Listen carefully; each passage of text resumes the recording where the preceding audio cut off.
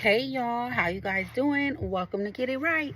I'm T and I am 3 days post-op and I'm currently sitting in my closet on my lipo pads, or the new shape laser lipo pads from my office. I brought them home with me since I'm not going to be working for the next week or two. And I told myself while I'm recovering, I'm going to be sitting on these pads. So basically it's a wrap, and inside you can actually see the laser. I don't want to lift it up too much because I don't have on any glasses, but they help to decrease fat cells and tighten skin. So I'm working on that while I'm recovering from my 360 lipo. I left my phone with my daughter that day because I didn't want to create any anxiety or extra worrying or anything by having my phone with me. So once you guys see me in the car headed to the to the surgery center, I just left my phone with her. Went in and just tried to zen out, which I did.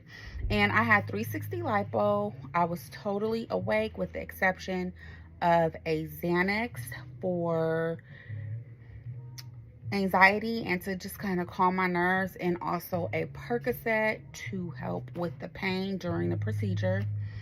I was also given a Keflex 500 milligrams for pre-sepsis, so just in case infection set in. There was something in my body to fight it, and I believe it was a 10 milligram nausea medication. The name is not coming to me.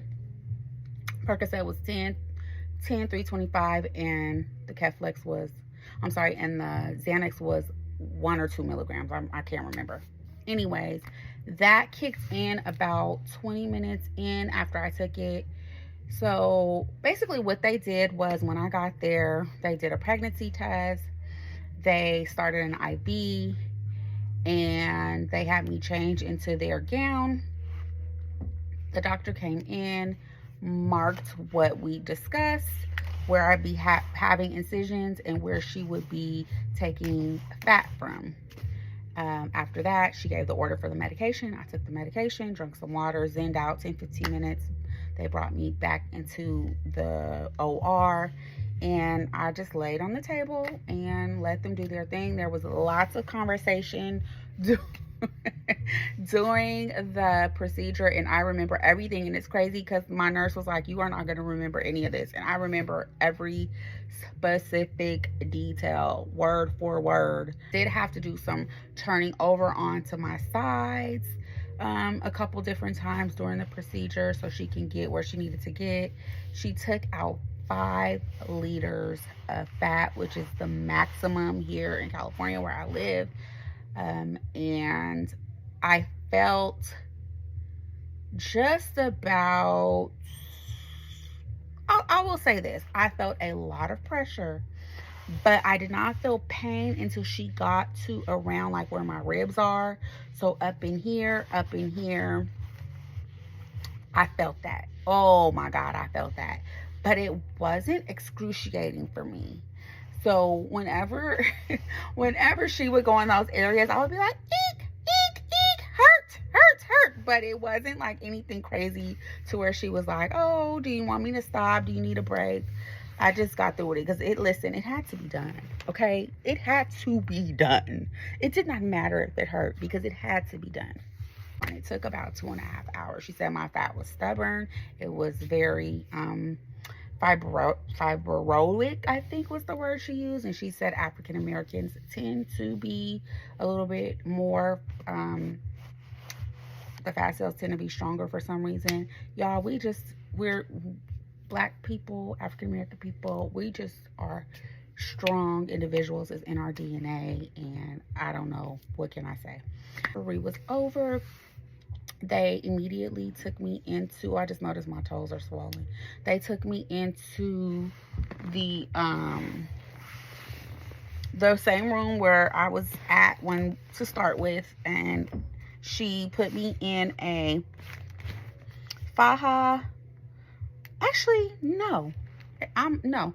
Before I even got off the table, the medical assistant came in, cleaned me up, bandaged my holes or my incisions. They put the faja on me in the recovery room.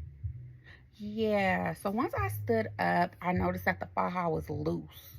It was a very, very, very loose. And I was like, nah. I was like, this faja is too big. And she was like, well, you're going to swell. You're going to expand. And I was like, this faja is too big. She was like, oh, it's the only one I could find. I was like, well, you're going to have to go find another one because I'm not leaving. This faja is too big. Like, girl, you about to have me out here looking like a marshmallow. Man. So she came back with turns out the faja that she put on me at first was a 3X. I measured for a 2X before the surgery. How you just gonna put me in a 3X because you don't have no more? You better go find what I need, okay? You ain't about to mess up my investment. Talk about this is the only one I could find. I don't care, Karen. No, her name was Becky. So she went and found a 2X. And to be honest with you, that was a little loose. But I did want to account for swelling. And I knew I was going to go home and put foams in immediately. So, and I also knew I could take it in at my leisure because I have a sewing machine and I am learning some sewing skills. So I was like, I was okay with it. So what ended up happening is she let me go home with the original one, which was the 3X, because she had already opened it and put it on my little bloody self. And she was like, well, you may as well take this home. She gave me some aftercare instructions. She went over, you know, the norms with my daughter. And to be honest with you, when I came out of the OR, I didn't have any pain at all. I knew, though, that pain was coming, and we had a good amount of time to drive home. So I did ask for another pain medication before we left the surgery center because I didn't want it to hit me while I was in the car. I didn't have my meds with me. So when I got home, I was very, very, very tired, but didn't feel any pain at all.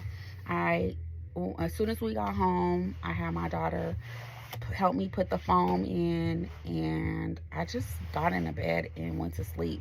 I was knocked out. That's the last thing I remember was putting in the foams. To be honest with you, it has been very nothing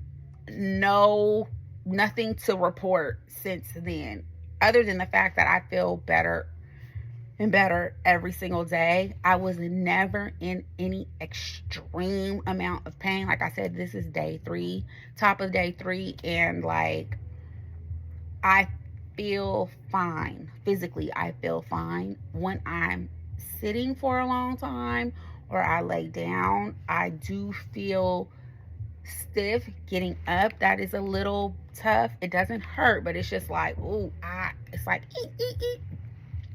But I had lipo done on my thighs back in like 2014, and baby, man down for a good week. Like I could not. I was those girls you see in the bloody pictures with the faja. Like it was bad. It was bad. And I think that's part of the reason why my thighs aren't where they should be, because my recovery process was hell. And when I finally started feeling better, I just didn't want to wear my faja no more. I didn't want to do nothing. And also I didn't know a lot about surgery recovery back then. So I just kind of just let it go, to be honest with you. The shape and everything is still there. I love my thighs, but I know I could have did a better job with like skin tightening and compressing. The comparison from the 360 lipo, and you guys, I had upper, lower, waist, back done all in one day, and I'm going back to work tomorrow. Like I'm fine. Now compressing, fajas, foam board, that's a whole nother topic that I will get into. But some key things I do want you guys to take away from this video is, number 1, after you've made your decision to have your procedure, share it with people who you trust and who you know aren't going to judge you or try to talk you out of it. Number 2, you need a support system. You cannot go home after surgery, I don't care how minor or major it is, and not have a support system at home. I don't know how people are going overseas into different states to get these surgeries by themselves. Y'all strong. Like, I don't know how y'all do it. Number 3, on the days leading up to your surgery, please do whatever you can to prepare your body for the surgery, because my doctor told me when I was on the operating table that my incisions were trying to close literally as she was working on me. And it is because I drank chlorophyll. My red blood cells were producing at a mass rate. I was exercising. I was eating right. So my body was trying to recover while it was still being worked on. Please prepare your body for surgery. It makes a world of difference. And I do believe right now the reason why I didn't have all of the issues and the pain and the this and the that is because I believe I prepared my body to the best of my ability. Number 5, do not be cheap with your post-op supplies like your foams, your compression, your creams, lotions, gels, whatever. Do not be cheap with that, you guys. If you are struggling to purchase these things, just save up and do it when you can, because it is, after the surgery, it's the most important part of your recovery. I'm going to go ahead and insert a video of what I look like today. I am 3 days post-op. You guys, I've had minimal swelling. My incisions are closing. I'm no longer draining. Also, don't be cheap with your lymphatic massages. Those are important. I had my first lymphatic massage the day after, and I'm going in today for my second one. So here's a little example of my wood therapy session. After I take the lasers off, I go in with some massage oil or lymphatic drainage oil, and I just take my heat roller and breaker tool and just roll and rub in the direction of my lymphatic system. You can clearly see, like, right above my knee on the right side of my thigh, there is so much swelling that is obviously from the surgery. And yeah, I just want to show you guys this. You could do this with lasers or without, whether you've had surgery or not had surgery.